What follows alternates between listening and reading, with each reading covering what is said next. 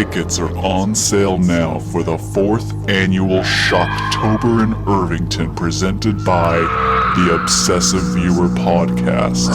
Join the hosts of the Obsessive Viewer on October 6th, 2017 at the Irving Theater for a one-night event screening of short horror films, including the premiere screenings of the latest film in J.P. Leck's cross-medium Elsewhere World universe, the latest film from Snapshot Productions, and much more. Come celebrate the horror genre in the historic Irvington area and meet the filmmakers with live Q&As after each screening. You can also win DVDs and Blu-rays, movie-related party games, horror-themed Funko Pop figures, gift cards to Irvington businesses, and so much more.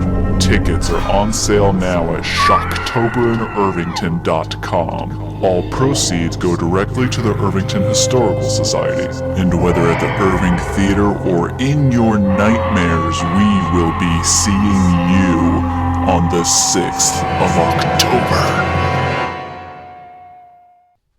It's the Indiana Geeking Podcast with special guests Plow Games. Yay!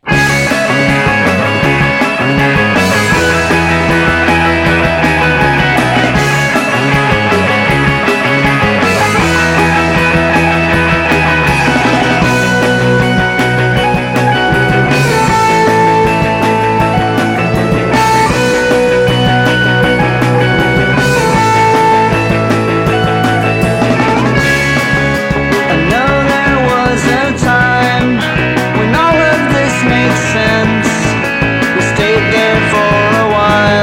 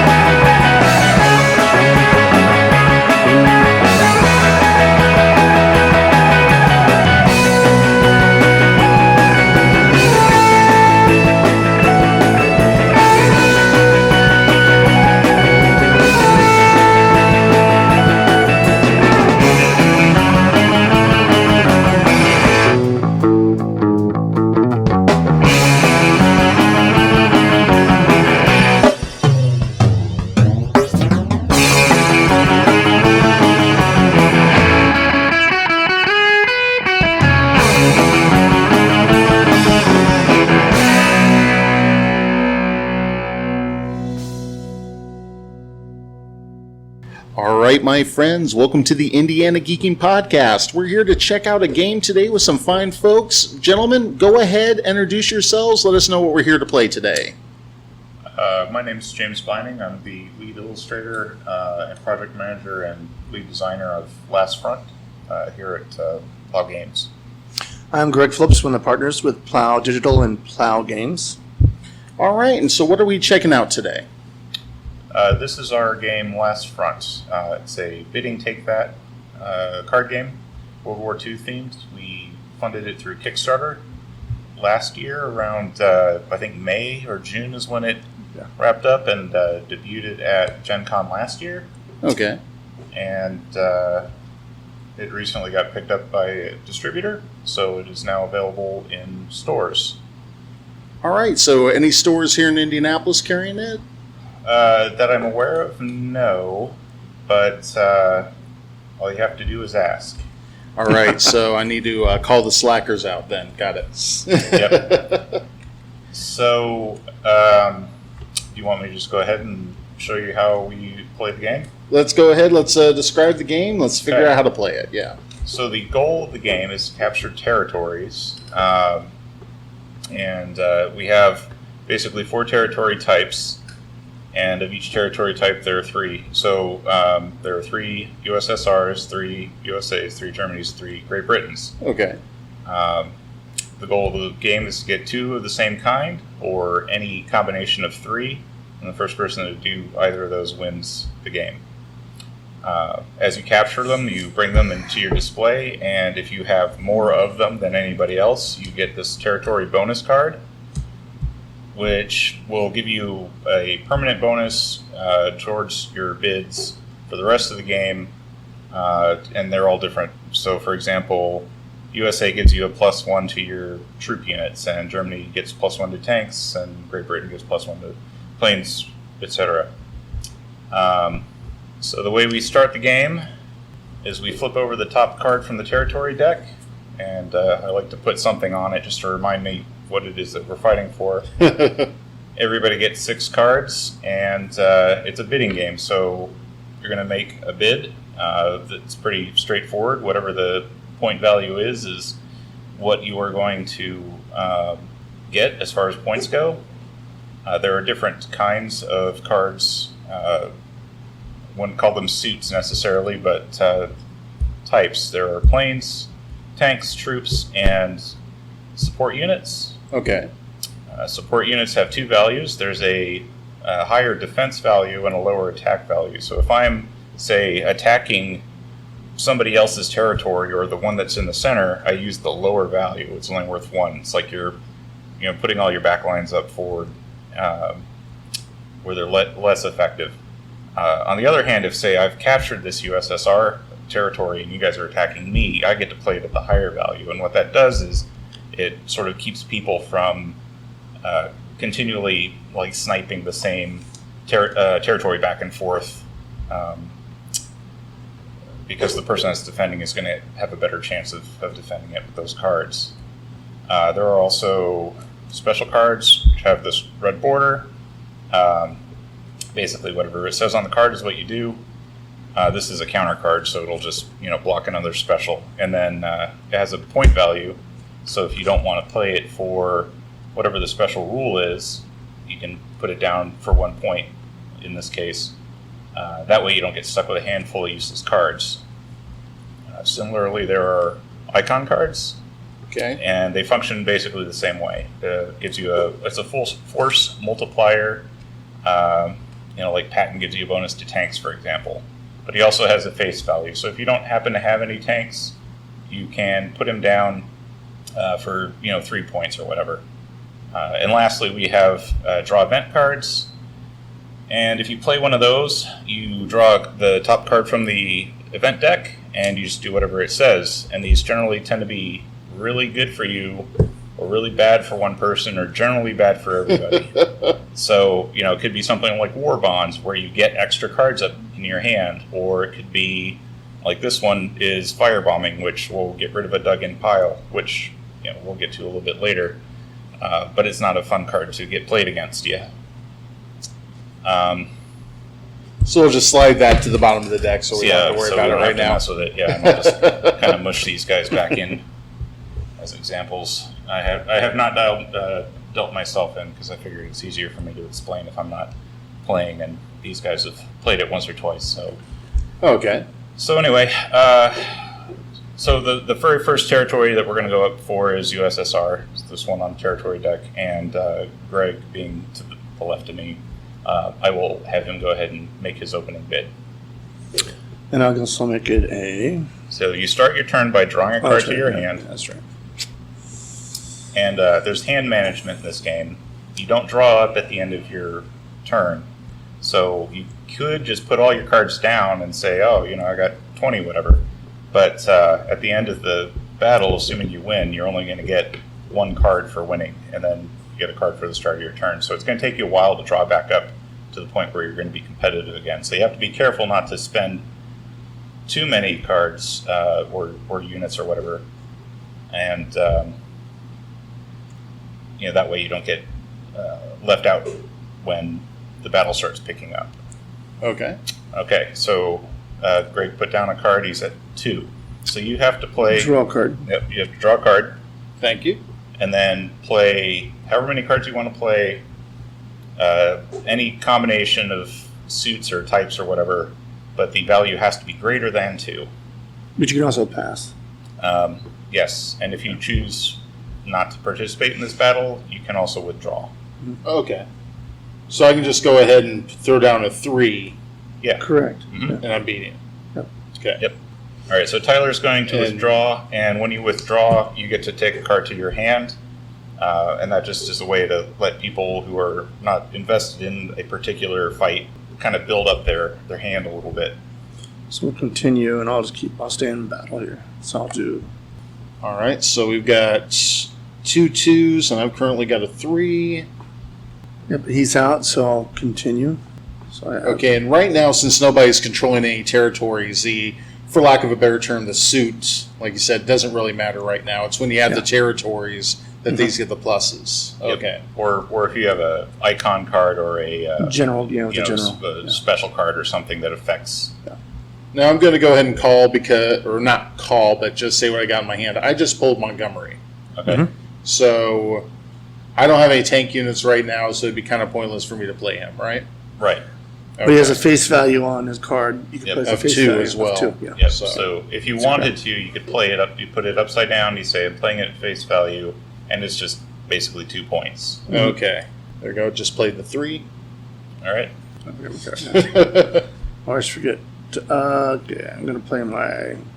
Little Magic the Gathering, draw the card at the very I'm beginning. gonna play, so it gives me 2 tanks, right? 2 extra tanks? Yep. That's 5, 6, 7, 8, 9. If you 9. play one more. Oh, there we go. All right.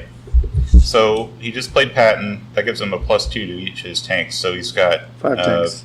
a 3 and a 2. So that's actually now a 5 and a 4. So we're up to 9, 10, 11, 12, 13.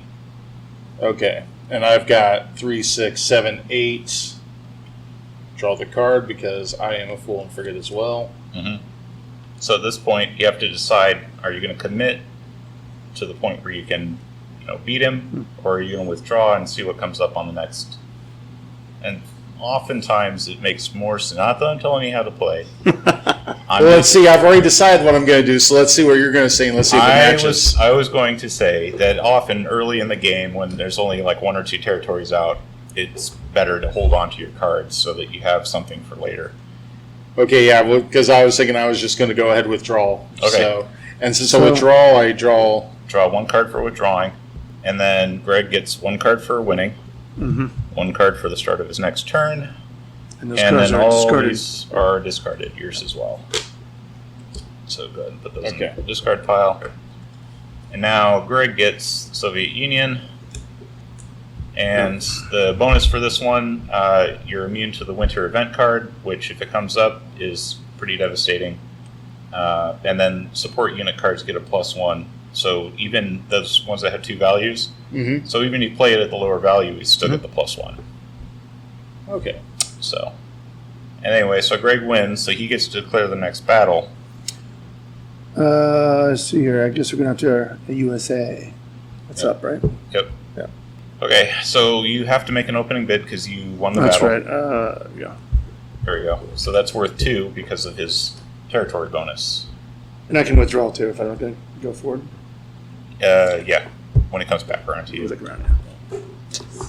I don't want to pursue my battle again. Okay, you're gonna lay down 3. Okay.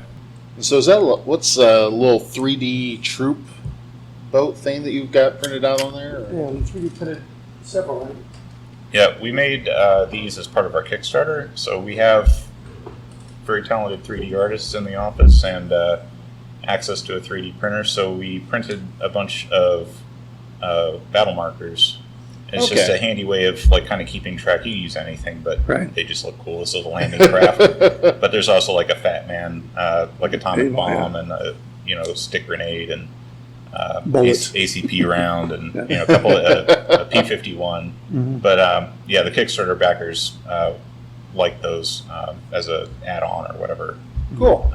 So you're at 4. Is that 3? So I'm going to withdraw. Okay. Take a So he takes one to his card hand. and throw that card into discard pile. Did you draw? Not yet. There you go. Thank you. I am the draw.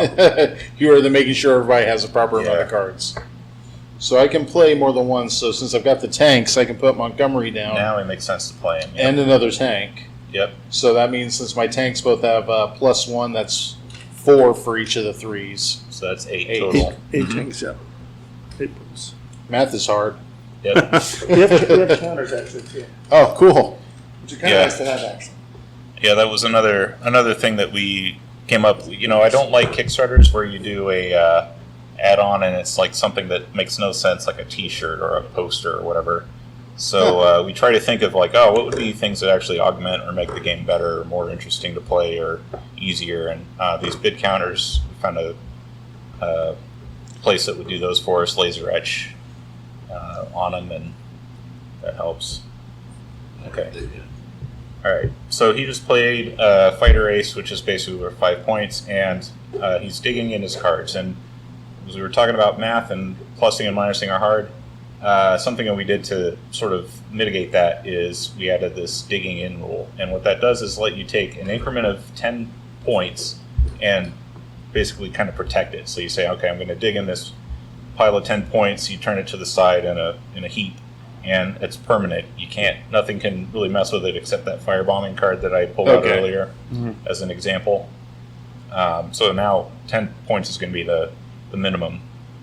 You can lock in into higher. If he was at like 11, you could still opt to lock it in, but he would lose that extra point. It's just hard to keep track Plus, of. he loses the power of that card. Otherwise, If he has 10 more tank cards, he doesn't benefit because he locked that card in. well, that's an ace, so Yeah, but- it would be yes.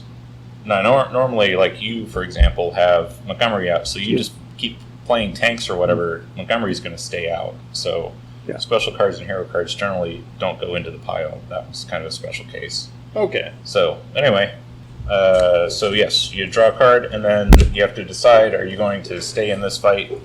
Yeah, I'm going to throw down a 2 tank, which will be 3. Okay, So 11. that's 11. All right.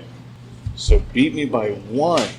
I can see how it's very easy to forget how to draw, too, because you start focusing, you see what they put down, so you're looking at your hands. So I honestly have yet to play a game that you draw at the beginning of your turn where there's not an issue of like people like forget, did I draw at the beginning of my turn? I can't remember what it was I was playing the other day, but yeah, I had the exact same problem. Yikes, okay. by the way, the reason people are laughing was I threw down another 2 tanks. Yep, so what you So- could do is, that's 10 right there, right? Yeah. And dig that in, and what you want to avoid is there are cards out there that could like wipe out all your tanks or Sabotage. assassinate your general or whatever, right? So what that does is it also protects them from that kind of thing. So yeah, as soon as you can lock them in, if it makes sense to do so, like when you have a modifier out or like all one type of troop or unit, that probably is. So what you're saying is sometimes it makes more sense to put out a variety of different types, the tanks and the infantry and Yeah. It All just that. kind of it depends on like what kind of bonuses you have going on and how aggressive you want to be for a particular territory. So you've got 10, 12, 15. and Yes. you've got I've 14. got 14. Let's Nice. go 18. There you go. The thing nice about drawing first in your turn, you could be almost outright and you'll pick a card and it's a sabotage card. And you can push the whole game, you can win. You can win the game. Yeah, there's a fair amount of risk management in the game as well, I'd say. So if you dig in cards, you can. Are those affected by the special cards that you play from then on? They're done. yeah, they're in there. So yeah, the good effects and the bad effects of a special card don't affect any cards that are in a dug-in pile. That's the case. We'll play this for the point value at 19 and this one at 20. Okay. Just being aggressive over here. Yes. Well, USA. So you're in a bit of a conundrum, right? You've committed an awful lot of resources towards this particular battle. So the question becomes: do you continue? But can I withdraw? Use that. You could, Pull back all your and at least pull back the two that are not dug in. Oh, so this doesn't affect the dug-ins, the special fallback. Yep. Okay. I would Yep. continue to battle for USA. Mhm. But Yeah, I mean, I'm already kind of committed, so I saw that and I was curious. Yep. always look at the So- other guy's cards too and see how many cards he has in his hand. It kind of gives me a comparison of how my battle could go. Although you're under no obligation to reveal how many cards you have. You know, Just a shuffling and it's like try to. a little bit of recon. Now, real quick, these right here is where it says 2 and 1. Mhm. Which number are we looking at when we're playing? Well, because you're attacking this one, which is open, and nobody actually has it. You're playing at the lower value. Now, Okay. For You attack example, me, yeah. you had this, and he was attacking you. You'd get be full playing face at value. the higher value. It's a Okay. defense card. Got it. All right, well, so what were you at? 20. And I was at 18. Let's go 21. 21. All right. Attack blackjack. Trying to figure out how Tyler had so many cards. Because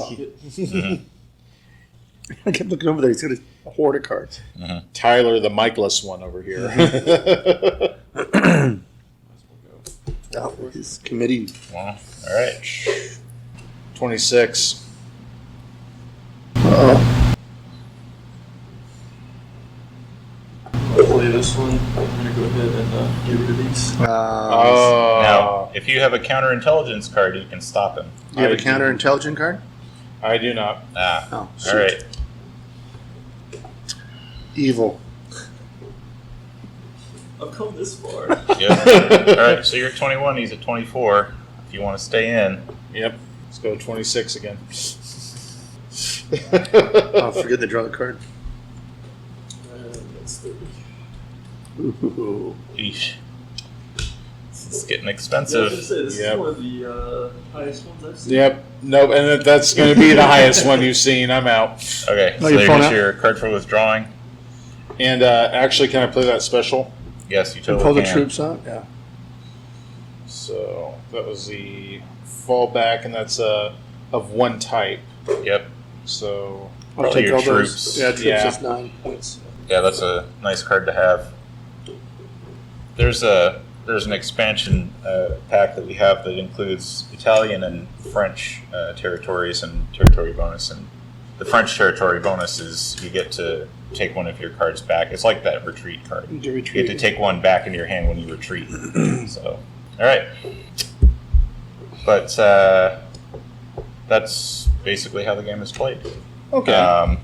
Now, at this point, it gets interesting because Greg has a territory. Tyler won, so he gets to pick who to fight. He could attack Greg and try to take his USSR away, or he could go for Germany.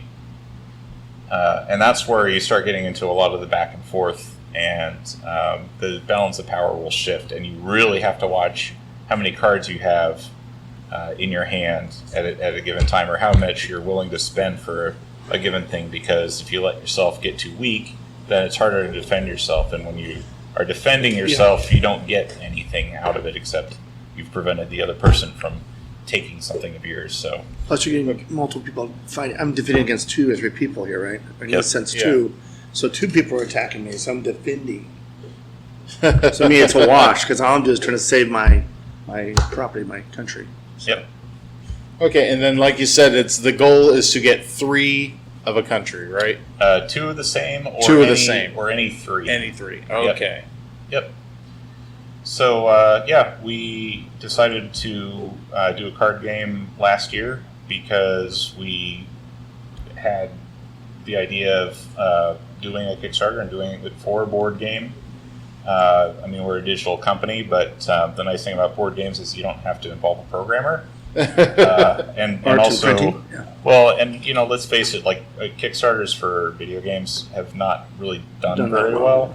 Like, there's a lot of vaporware out there that got kickstarted, so this seemed attainable, and it's card based, so not as many moving parts, and we enjoy World War II as a theme, and we had done a game, a tower defense game for iPhone called Last Front, so we just decided to kind of carry that brand forward and turn it into this little card game. Okay. So what other games have you guys been working on? We had a couple prototypes, so we looked at doing another Kickstarter for this coming winter, probably February or March. And the one that we decided to develop was done by one of the other guys here, kind of came up with the core concept and the rules. And it is a movement-based game featuring miniatures. The goal of the game is everybody's a mad scientist, and you're trying to send your minions out to smash the other scientist's lab. Okay. And right now, our working title is Hexes and Henchmen, because it I think conveys the best, like, the essence of like what the game actually is about. So we can play through a demo of that, and once again, this is a lot more of a prototype stage when we're still kind of getting some feedback on it, and we'll be doing a game demo of it and Last Front on the 10th of August at Family Time Games. Okay. Up on Michigan Road. Yep. So folks can come and check it out. And so that is, you said 10th, so that's Thursday. I couldn't remember. I was trying to remember Yeah. what day that would be. Yeah. Yeah. 6 to 9 or thereabouts until they kick us out. That's the plan. So. Okay. Well, let's go ahead. Let's take a pause, move the equipment over. Let's take a look at that.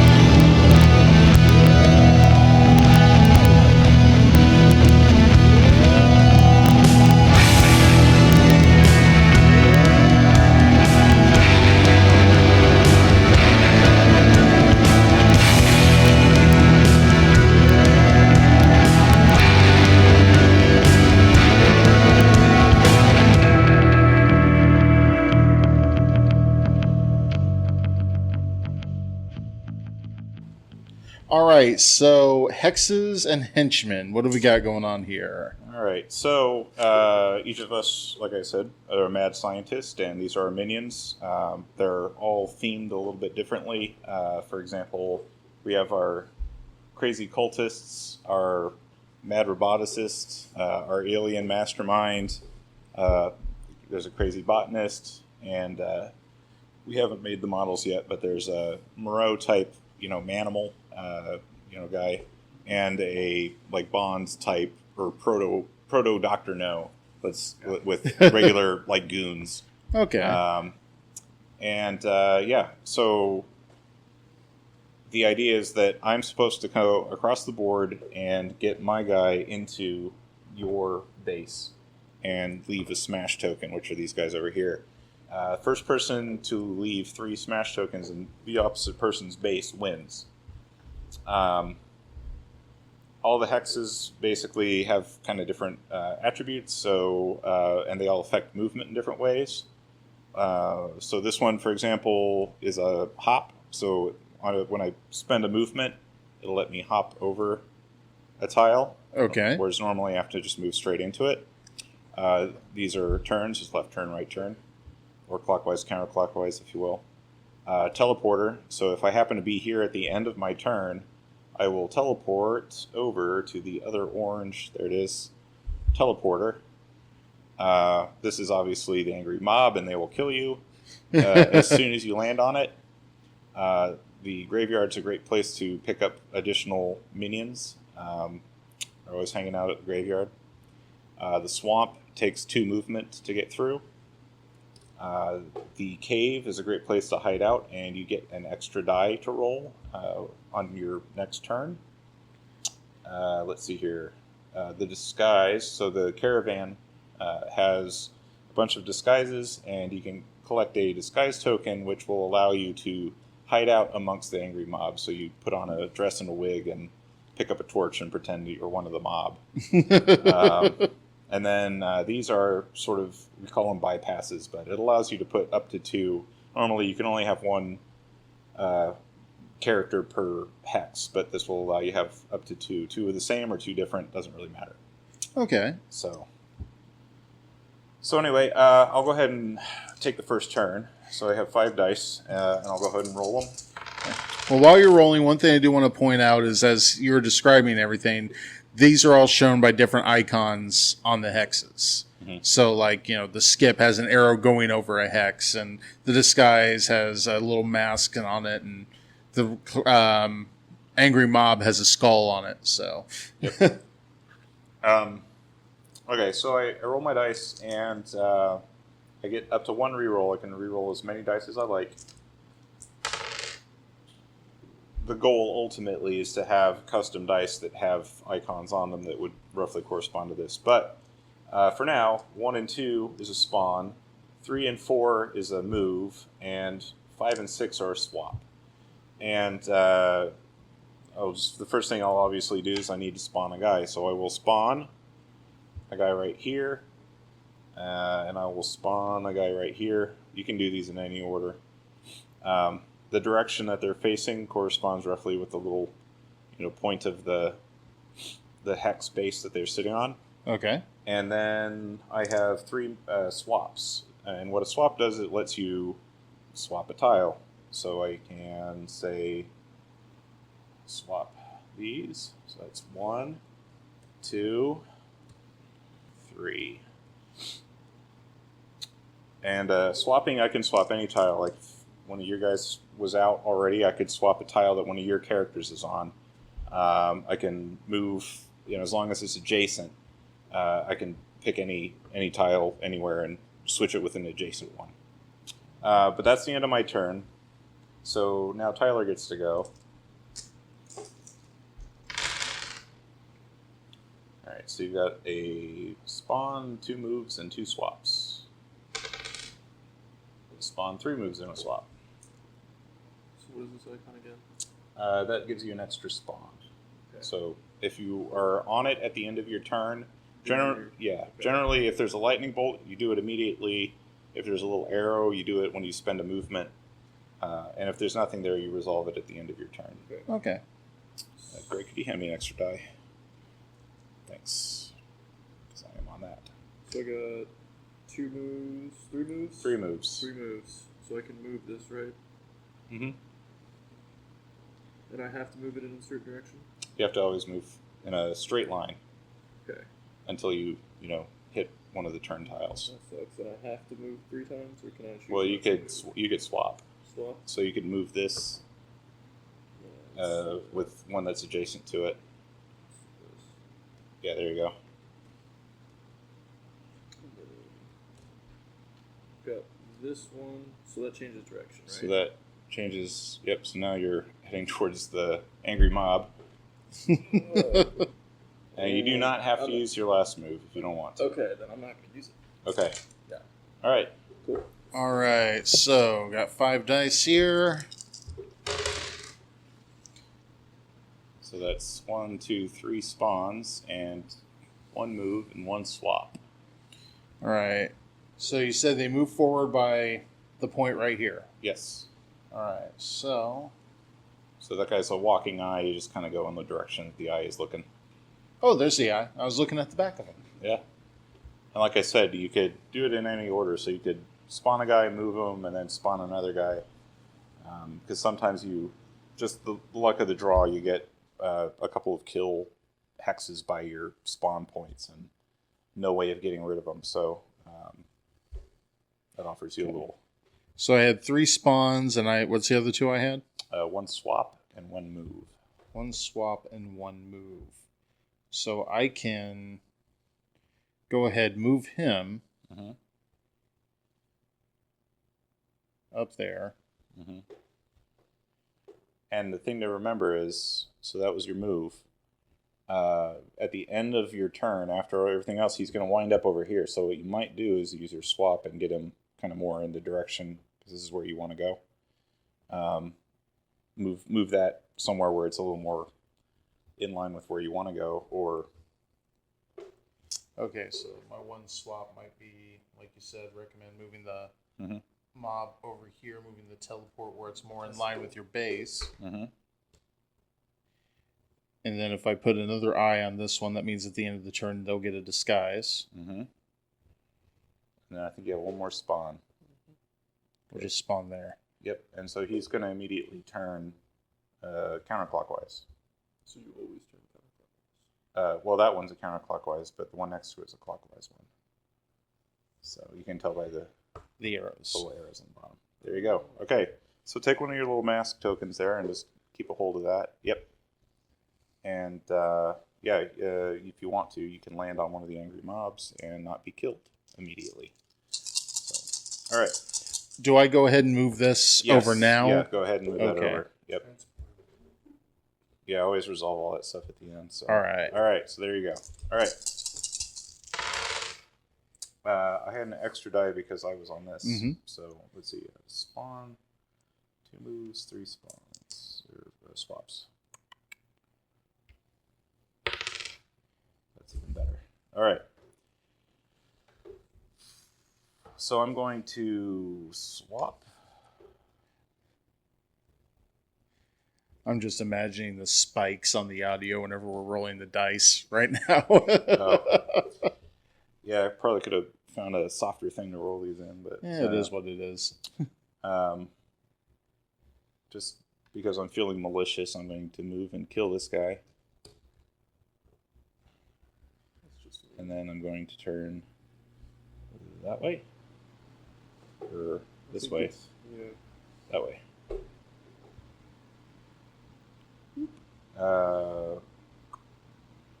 And then swap, Oh, that's harsh.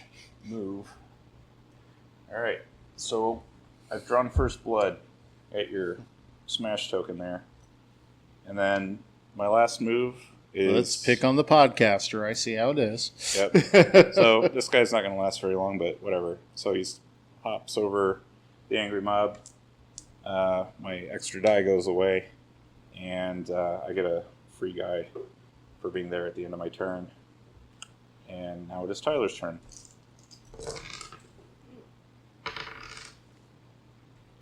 Got 2 spawns and 3 swaps. Yep.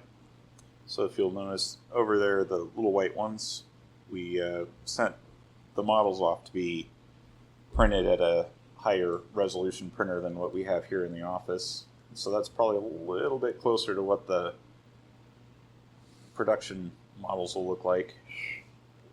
Yeah, because I would not want to cast this out of resin. Mm-hmm.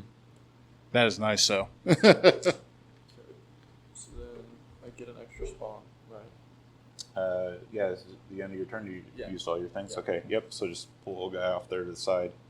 But just for your next turn. Okay. Yep. Cool. I spent some time over in Hollywood, and I've done resin casting and molding, and Oh, uh-huh. I'm looking at that thing going, no. No.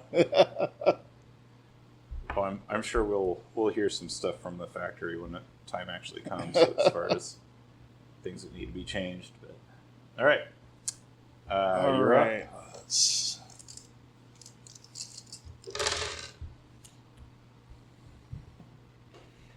right, so 2 moves, 2 spawns, and 1 swap. So you already have like 3 dudes out. You may want to think about re-rolling those spawns. the spawns are the 4s, right? The 2, 1 and 2. 1 and 2, okay. Yep. There you go. So you got 3 moves and a swap. All right, so if I move ahead to the graveyard, Mm-hmm. what happens? You kill my guy, and you will be there in the graveyard. All right, so let's go ahead. Let's make that move. Okay. Thank you, sir. That's one of these out. You want to do me a favor because I'm a Yeah. klutz. You want to swap mine with the angry mob. So there's that gone. Mm-hmm. These both are going to move to almost the same. Yep. So you could only move 1 into that spot. One. There's another move. 1. There's another move. Take out. Tyler's there in that graveyard. And then that's a spawn, so Mm-hmm. go ahead, let's spawn here, get another So you get another little mask icon there. And now you also get pull one of your guys off to the side, so when you start, you get a free extra spawn. So that's one less spawn roll that you would. well, I would have 2 extra spawns, right? Oh yeah, you're on this one too. Yeah. So pull another one, I guess. All right. Playing.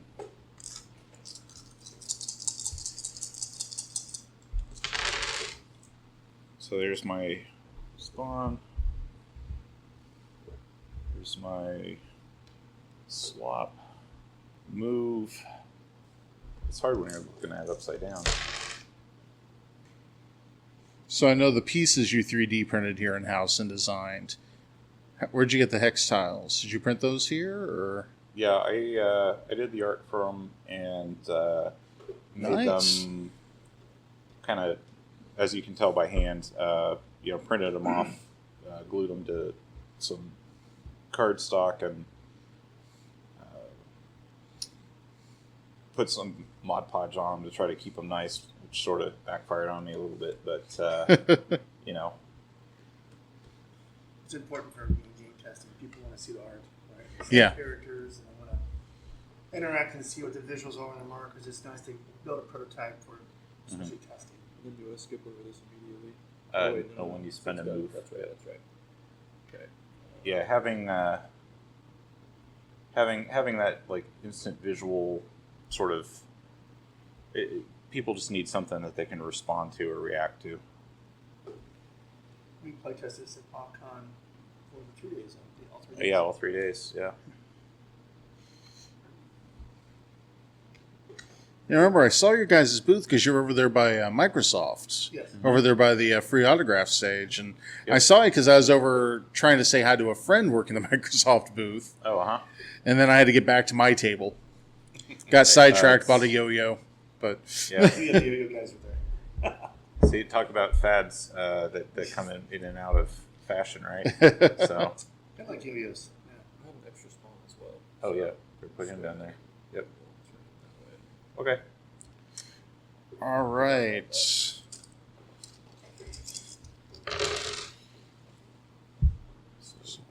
Two spawns, 2 moves, and a swap. Remember, you already got the 2 free spawns as well. Yeah. See, Yeah, I'm probably going to re-roll those It's probably a good 2 idea. spawns. Yikes! All right, gonna have a lot of people on the board. All right, so first, those are moves. Mm-hmm. So why don't we just go ahead and move that one 2 spots? 1, 2. All Yeah. right, so hand me a smash token here. So There you got go. some payback. All right, let's see now. So let's move the dice off to the side. The easiest way for me to visualize.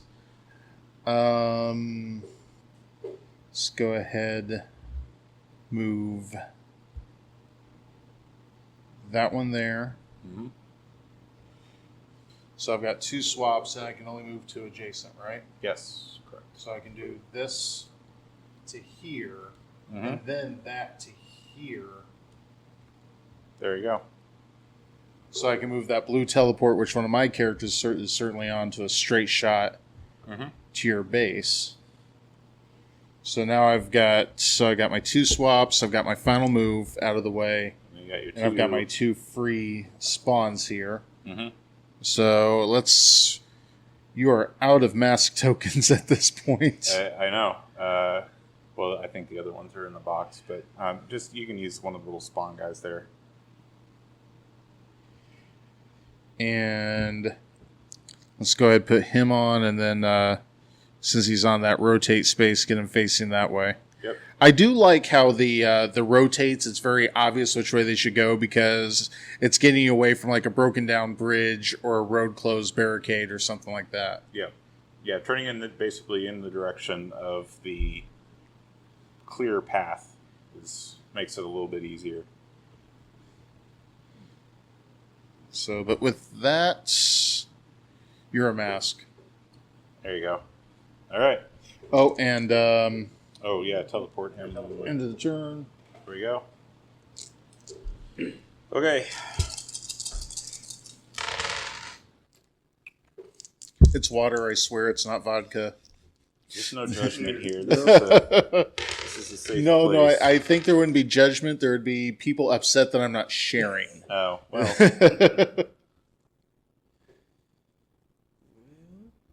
Yeah, originally we had... it's funny, as you're developing a game or whatever, and you do some things, and it's kind of like, oh, on paper this sounds like a great idea, and then you execute it, and it becomes obvious that it's really not a good idea at all. So we originally let you reroll twice. Well, at that point, you basically get exactly what you want. Yeah. Almost every single time. So this is a good sort of way of balancing that. Oh, if only you had a mask.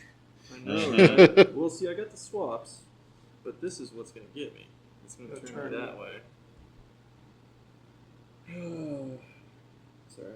It'll turn you the direction you want to go, closer to it. No, it would turn me that way. Yeah.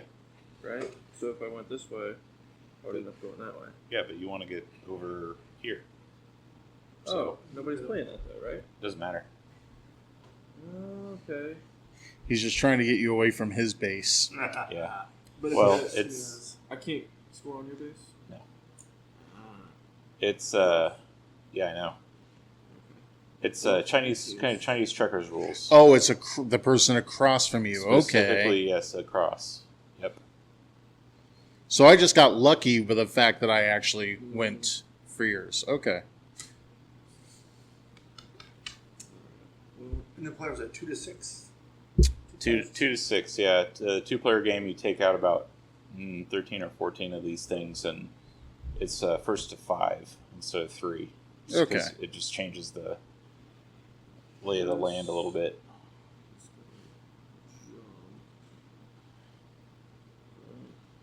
Turn that way. Isn't really going to do me any favors. Actually, can I do this? Yeah. Swap these. Yes. And then come to this. Yes. Still doesn't really do me any favors. But at least it there. kills me. Yeah. So that's those out of the way. And then I want to swap these. Yeah, that's not going to do anything. And then I might as well. A hush falls over the room as Tyler is swapping hexes and figuring out where to put his pieces. I'm only going to spawn one because I would have died anyways. So Oh, there you go. Yeah. okay. All right. All right. So 1, 3, 4, 5, 6. If I had more dice, I could have gotten a Yahtzee. So I've got that's 1 spawn, 2 moves, 2 swaps. I'm gonna re-roll that spawn because I've already got a 10 on there. Mm-hmm. So 3 moves Oh, there you go. and 2 swaps. I can go 1, 2, kill your plant on that one, Mm-hmm. rotate 3, get on your base, and give you another token, right? Using Yep. that guy right there. Correct. Okay. So here you go. So there's my 3 moves. And I can go ahead and actually, because I don't have to use one of those swaps to move your guy back this time. Right. So I can move my guy's Hex up there, get him a little closer to yours, right? Yep. All right.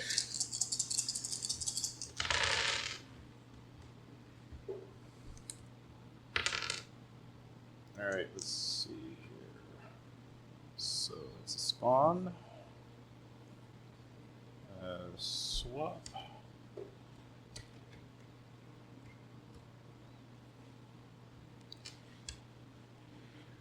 I do request when you put this up on a Kickstarter next year, please don't do it the week of the Joko cruise in February, because I'm not going to be around to help promote it at that time. Fair enough. Yeah, we'll. I'm going to be on a boat. So yeah, we learned a lot about doing our Kickstarter from the last experience. So one of those things that we learned is apparently the best time to run one is February, Marchish. The first time we had run for Last Front was like right during Gen Con. Yeah. So there's a lot of noise, obviously, right? So yeah, you go ahead. So yes, that was thing number 1 that we learned. I learned a lot more lessons Shipping. at the end of the Gen Con as far as the shipping specifically overseas. But I mean, the stretch goals, everything else seemed to work out really well. We hit 4 or 5 stretch goals for Last Front. But yeah, just neat. That move. See that? Should print these up. Yep. All right. Well, that was not helpful for me. That seemed actually a little bit vindictive. A little bit? Absolutely, it was. You were in the way. Would have all been a lot less painful had we just left my initial player over there. 3 4s and 2 2s. So that's 2 spawns and 3 moves. I'm re-rolling the spawns. Yep. That's not good for me. So we got 4 moves and 1 swap. Yeah. 1, 2, 3, 4 gets me. Or no, I'm facing this way. 1, 2, because you have a disguise, right? Yep. 3, 4. 3, swap with that one. Yeah. 4. Yeah. Yep. All right. Well, there you go. That's game. Victory. What do you know? Foiled the new guy again. won one. No, it's actually I generally games that I'm intimately involved in the development of. I'm terrible at. I lose all the time. I'm not sure why that is. See, I just think it's funny because I am not much of a gamer. You can ask any of my friends. Mm-hmm. I'm good at like the party style card games where it's Oh, more right. improv or laughing. Even though Cards Against Humanity is getting kind of old. Yeah. But I am trying to, especially like when I'm running the equipment and stuff like that, focusing solely on the game I have a difficult time with. So that's the reason I'm actually kind of in shock that I got that. But Yeah. no, this is really cool. Now, you're not going to be at Gen Con this year because tables are expensive. Yeah. We don't have it. There's no sense, right? We only Yeah. have the one product out currently. So next year we'll see. I mean, Gen Con booths were sold out before. We went last year, before last front. Yeah. But the ones for this year were sold out like basically the week They after. are. But now it's just testing local. We have like 4 Yeah. or 5 games this year in Minneapolis. Yep. Test. Yep. So you're going to be at Family Time on the 10th. Yep. In the evening, and then I think we have another one scheduled down south at Comic Book University on Okay. the 29th. So, and then we're trying to get one more downtown somewhere. King of the Land. Main Street. Yep, just try to get as much input from people as possible.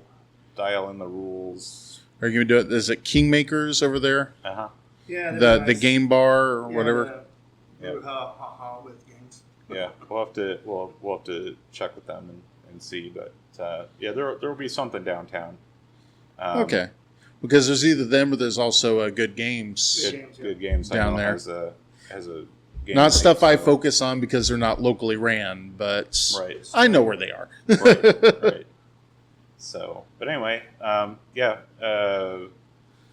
get the last, couple things sort of refined, print out the last few, minion types and, build the art for these and the box art and everything. We've been talking to manufacturers about Quotes and estimates. and, figuring out the art and everything for that. And we know a heck of a lot more about the logistics of fulfillment. Especially Europe. Overseas, Yeah, our backers, like for Kickstarter last time on Last Front, people were pretty ecstatic to get their game a month or 2 months after the thing wrapped up, because that's kind of unusual. I'm still waiting on some stuff that I've backed. Yeah, I've got some stuff that I backed 3 years ago. Yep. That I think I'm pretty much thinking these aren't going to show up. Yeah. So all communication ceased. That's Not going to say any names, but Yeah. they listen probably and they know who I'm talking about. Well, we made the mistake last time. It's great for the backers, but it was a little rough on us because we were going into production just towards the end of the Kickstarter campaign so that we could have them in time for Gen Con, because we didn't want to miss Gen Con. But the side effect of that was we got them out a lot faster. But we learned a lot about that side of things. Number one thing is try to have somebody else deal with it for you. That is the best, because I don't know how many nights I spent here after work boxing games to send off to people. We only had 600 backers, but it felt like 6,000. Yeah, so it felt like 6,000. It just took a long time. We're going to have one copy of this to test. Yep. Correct? Mm-hmm. And Hexes and what are we Hexes and Henchmen, I think, is where we were. Yeah, we were. Last Front, what demo too? Yes. Yep. So we'll have both games running out there. Family Time's great. They have a lot of. It's a great facility. They got lots of big tables and lots of room, and Shane's just a real nice he's guy a real nice too. guy. Yeah. So looking forward to that. Yeah. Yeah, that's not that far from where I work, so I haven't been in there in a while. Something that he is not shy of giving me grief for every time he sees me at Hoosier Con or PopCon or something like that. But well, feel free to come on by on the 10th then. You can play again. You can defend your title. That's right. It's the lead criminal mastermind.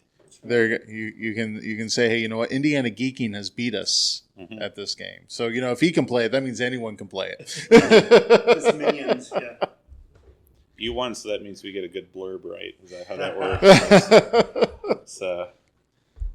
Yeah, it's a lot of fun.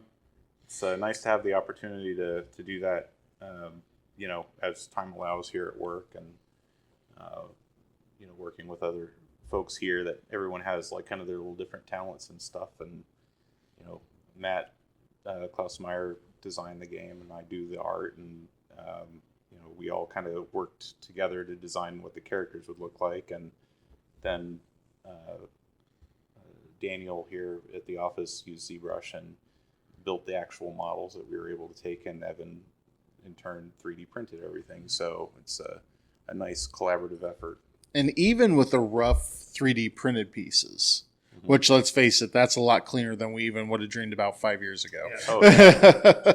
But even that, it's just so much better than just a paper token or a piece of wood that you're using as a placeholder. It's that just helps add a lot to, even in the rough stage where you're talking about you still need to print get printing done on the base pieces and all that. Yeah, presentation's a big part of it, I think, and we have the people on hand that can do some of the 3D and know their way around and have familiarity even with some of the manufactured processes and stuff.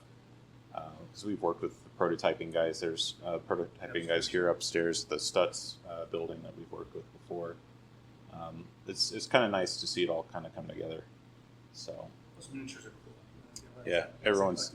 Well, it's nice. Like, okay, so how many board games do you have? They're just kind of like sitting on the shelf or whatever, and it's like, oh, but the ones that have like that tangible, like I like having that tangible thing, like the ones that have like little figures or some kind of like sculptural element. What was it, Santorini? Like that's a great game. It's like super simple. Like that's kind of the goal here is like to make a game that was easy to pick up, easy to understand, not a lot of complicated rules, but still challenging, kind of like Santorini, right? Yeah.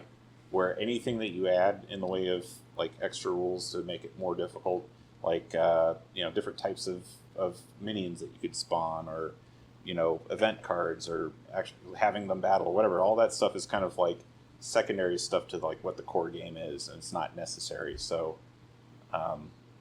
But yeah, that's kind of the inspiration is looking at those kind of things. Oh, and one last thing that I'm not sure how well it's going to come out in the photos, but I really like how you have the hex base inserts in the middle of each hex card, so you know where your character is going to go, and it's not just sliding around. Yeah. Well, in the process of prototyping, that's one of those things that you figure out pretty quick is the form factor. Like these things need to be thicker, so it's easier to pick them up for starters, and these will need to be a little bit deeper in order to but you can keep see them in place. But you can see how you've had that idea, and it's Yep. Yeah. So at this point, it's just a matter of putting that together in the prototype, and getting it to the point where it feels like tactily, like in your hands, like feels right. And isn't difficult to maneuver things around, and that everything's appealing, and the hexes look different enough that you can understand, and the symbols make sense, and whatever else. And that's where we go out and try to reach out to people and get feedback. And last front we had all kinds of great feedback and rule verbiage adjustments, and whatever else, balancing. Can you pull down? Yeah. Yep. Different players play different ways. They can figure out a way to make thing forward. Yeah, we hadn't really planned on Last Front being a 2-player game, but one of our backers came up with a 2-player rule set. There's a modification. You just pull all the support unit cards and pull all the Soviet Union cards out and play that as the dummy player, and it works pretty well for 2 players. But nice.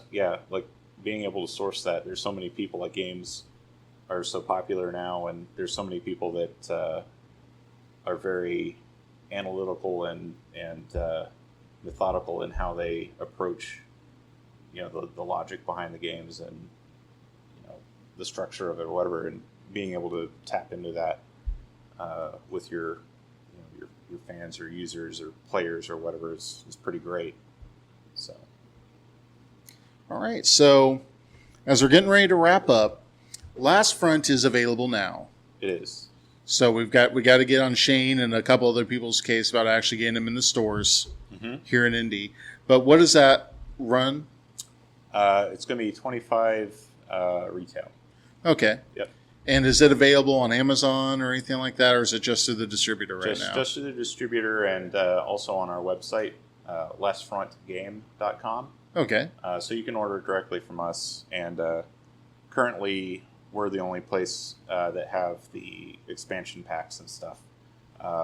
Those have not been carried by the distributor yet. So. Okay, and how many expansion packs are there? I know you said there was the Italian. It's just the one. It's a 52 card pack that it Okay. comes with, and then there are a couple bonus cards that we've kind of throw in that were part of the Kickstarter that were leftover stretch goals. Oh, okay. So one of them is like It's more special cards and icon cards and stuff, like an extra sniper and some other stuff. And then the other one is Pacific. Like, a lot of people really wanted Pacific, and they're still kind of like, hey, are you going to do a Pacific version of the game? And, it's like, yeah, that'd be great, but I think we're going to do something different for a little bit. But our sort of, halfway point, like, we got to that very last stretch goal. It's like, all right, let's just do this. We'll do Pacific. We'll just make Japanese territories and ship units and like kamikazes and submarines and stuff. So yes, that was a leftover thing from our Kickstarter that we did because so many of our backers really wanted Pacific related stuff in the game. Okay. And I know the Hexes and Henchmen working title is probably still too early in development to get a guess on what you might be looking at on the Kickstarter or anything like that. Yeah, I'm not entirely sure. Soon we'll know. Soon we'll get the Yeah. pricing back. I think you have die cutting, you have miniatures, you have custom. Yeah, die, exactly. Yeah. It all adds up, right? And then box size and weight. Yeah, I mean, usually, I see these kind of things. You look at, was it Ninja All Stars? I think is a very comparable. It's got like 50 or 60 miniatures and a big rule book and a bunch of like punch out stuff and whatever. And I think that one goes between like 60 and 80, depending on whether you're buying it, like online or in a store. Yeah, it depends how many miniatures we decide to make. And, there's all kinds of things to do. Like the other thing doing a Kickstarter is to start small. Yeah. Like what's the minimum that you need to like make the game, make it cool, and not like dilute the experience. And then as you do your stretch goals, like, oh, we can add another faction, and those are really easy and they make sense to add as stretch goals. So yeah, we'll see how that shakes out. All right. Well, before we completely wrap up, do you want to go ahead, introduce yourselves one last time, and let us know where we can find you online? Okay. I'm James Vining. I'm the lead illustrator here at Plow, and you can find us on plowgames.com or lastfrontgame.com. All right. And I'm Greg Phillips, one of the partners here at Plow, Digital Plow Games, and the same websites. And we're also joined by the microphoneless Tyler. Thank you for sticking around, man. It's really appreciated. So, My pleasure. all right. Well, thank you very much for showing me the stuff. Thank you for having me in your office, and look forward to hopefully seeing you on the 10th if I can make it over there without my girlfriend killing me. Yeah, that'll be great. Bring her along.